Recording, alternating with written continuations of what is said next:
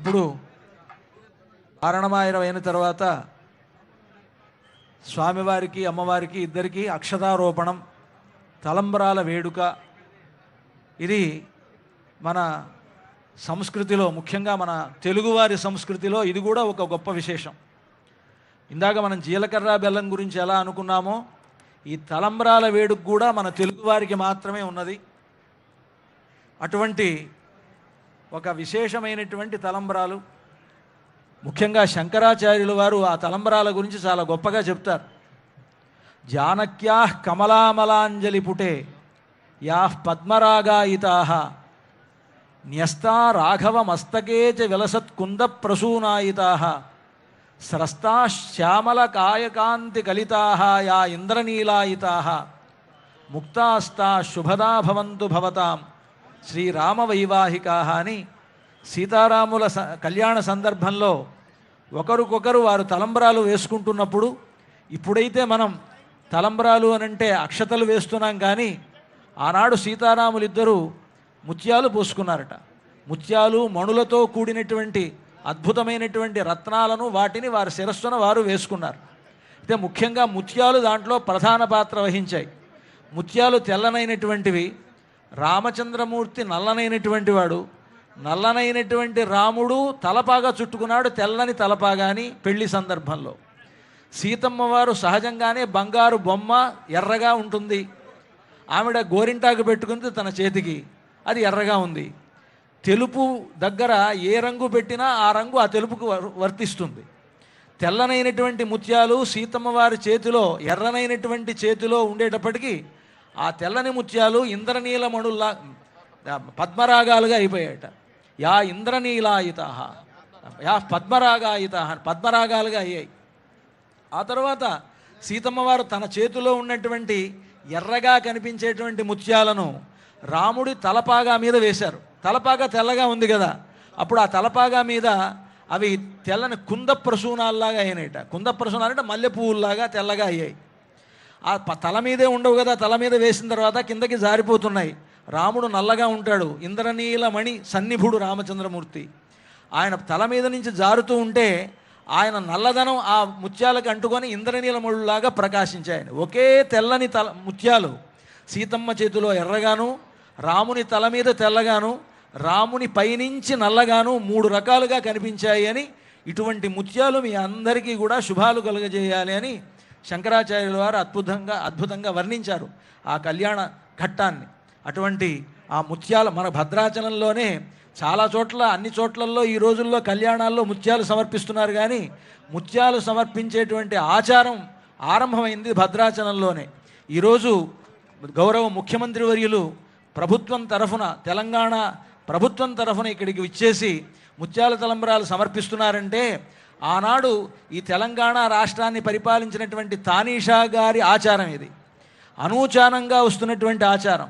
ఇక్కడ చూసి మిగతా క్షేత్రాల్లో గవర్నమెంటు ఆయా కార్యక్రమాల్లో పాల్గొనడం జరిగింది, కానీ భద్రాచలానికి ఉండేటువంటి వైశిష్ట్యం ఏమిటంటే, ఆనాడు రామదాసు గారిని జైల్లో పెట్టడం వలన తానీషాకి రాముడు కనిపించి రామదాసుని జైలు నుంచి విడిపించి తానీషాను కూడా అనుగ్రహించి ఒక ముస్లిం అయినటువంటి తానీషా రామభక్తుడయ్యేట్లుగా చేసినటువంటి ఒక గొప్పతనం అనేటువంటిది భద్రాచల క్షేత్రానికి ఉన్నది. కనుక ఈ భద్రాచలానికి ఉండేటువంటి ప్రాచీనత, భద్రాచలానికి ఉండేటువంటి మహత్తు, భద్రాచల రాముడికి ఉండేటువంటి మహిమ, ఆయన లోకానికి సాటినటువంటి ఒక గొప్ప దివ్యక్షేత్రం ఈ భద్రాచల దివ్యక్షేత్రం.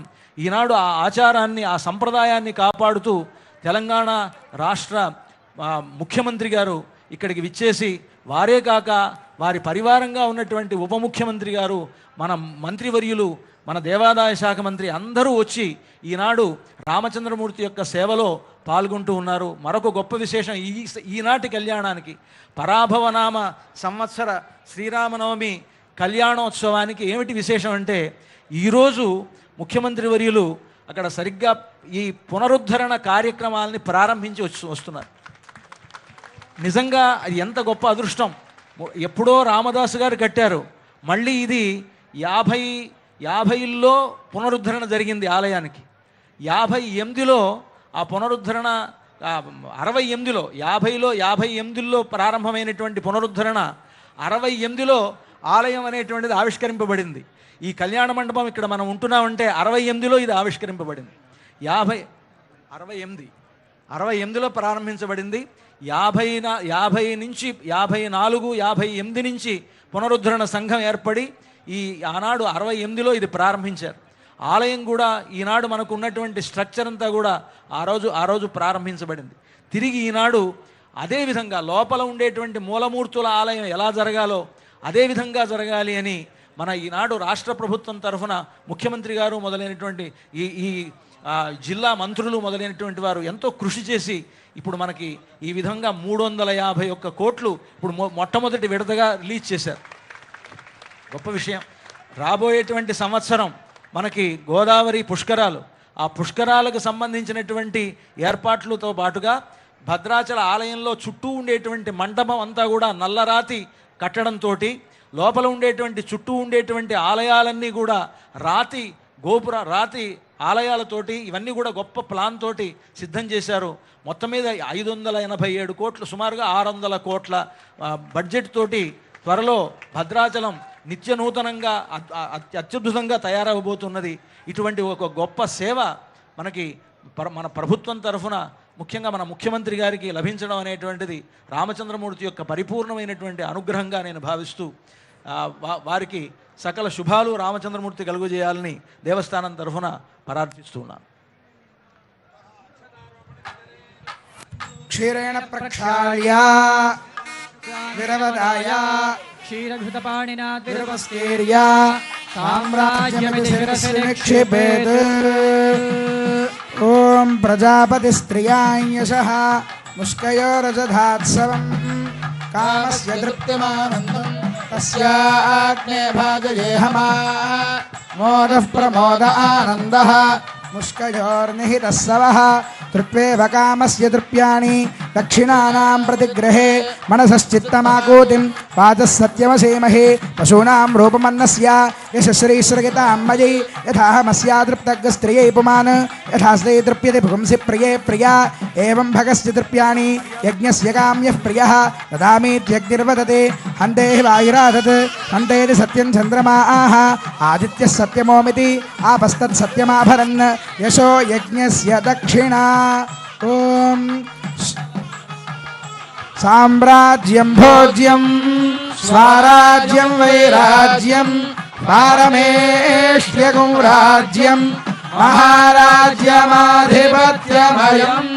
ఓం శ్రియో మే కామః సమృద్ధ్యతా ధర్మో మే కామః సమృద్ధ్యతా పశవో మే కామః సమృద్ధ్యతా యజ్ఞో మే కామః సమృద్ధ్యతా.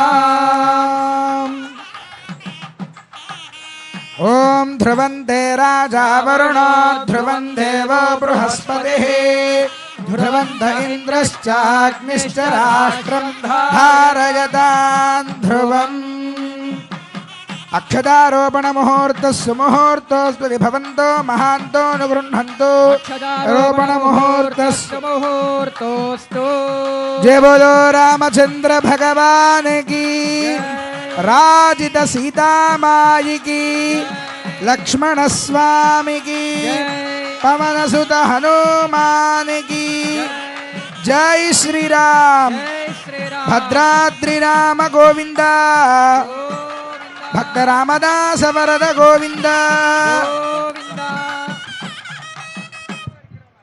అక్షతారోపణ అయింది. ఇప్పుడు దేవాలయాలు తిరుమల తిరుపతి దేవస్థానం నుండి స్వామివారికి కళ్యాణ సందర్భంగా పట్టు వస్త్రాలు అక్కడి నుంచి మాలిక వీటన్నిటి కూడా మర్యాదగా తీసుకొచ్చారు.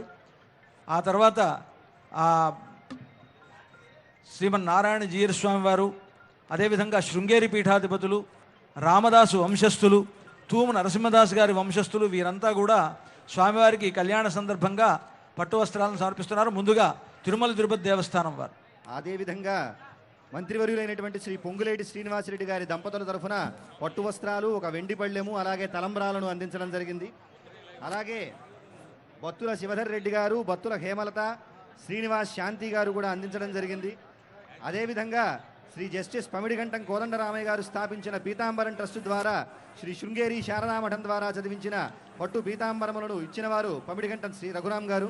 అలాగే భక్తరామదాసు గారి పేరుతో శ్రీ రాముల వారికి అంబాసత్రం వెంకటరమణ హరిదాసు గారు అమ్మవారికి సమర్పిస్తున్నటువంటి పత్రవస్త్రాలు. అదేవిధంగా శ్రీ శ్రీ శ్రీ గణపతి సచ్చిదానంద స్వామి వారు మైసూరు దత్తపీఠం వారు పట్టు వస్త్రాలను ముత్యాల తలంబరాలను సమర్పించారు. వాటన్నిటినీ కూడా ఇప్పుడు స్వామివారికి సమర్పించడం జరుగుతున్నది. జై శ్రీరామ్.